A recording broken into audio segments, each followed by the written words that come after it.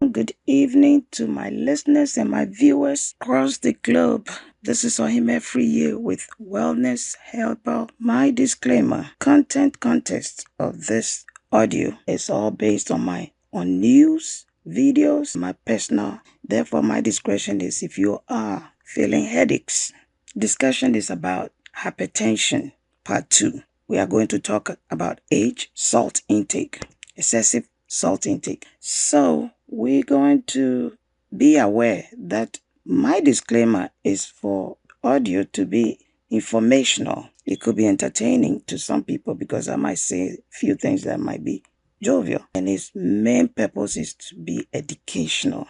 My discussion to be educational to my viewers and listeners. Hypertension, as we age, become part of our diagnosis. Not everybody, but majority of the people. Like I said, previous general audio, part 1, 3 out of 1, according to CDC, of the older population have high blood pressure. We are even beginning to see it in some teenagers and children. So we all have to be careful. But age in between 40, 50, 60 going, based on what we eat, what we drink, how much sleep we get, how much exercise we get. A lot of people are walking around with hardening of the arteries, which is called arteriosclerosis. So when it's like that, the blood cannot pump through the veins, the arteries and veins and capillaries. It is crucial that we eat right, drink right. We have to form healthy habits. Let our vegetables go in more. Age is one of targets for high blood pressure. Secondly is salt.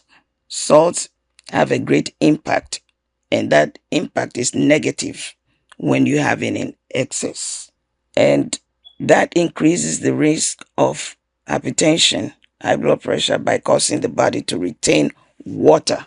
The more salt you take, the more you retain water, and it increases the blood volume, leading to high blood pressure in the vessels. So, my good listeners, salt, CDC said 2,300 per day should be your salt intake. But how many people are measuring all this? Practically, maybe none of us. But we have to learn how to measure our salt intake. 2,300 milligram per day. So we have to have a balance between water and the sodium. Excess sodium, mud fluid retention. And then it has an impact also on the kidneys. The filtration pump. This prevents the kidneys to filter and strain the waste. So the kidney is our filtration pump. It filters the urine, the waste in the urine, and then we pass it out. The good ones stays in the blood and goes through the vessels, through the heart, through our body. So, my listeners, it is very, very important that we reduce our salt intake as we age. If you notice any problem with headache, you're feeling lethargic, some dizziness, some faintness, you are not sure of what is happening, some neck pain, and all that, there are symptoms. If you're having them, please, this is my discretion. I'm not here to treat or diagnose. Please call your doctor.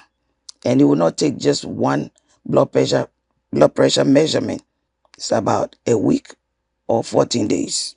So call your doctor, consult with your doctor, and know where you stand. Most of all, eat right, drink right, eat more vegetables. And then the more you have your waste out, having good BM, sleep right, exercise right, sleep right. So these are the two in part 1 that I'm addressing: age and salt intake.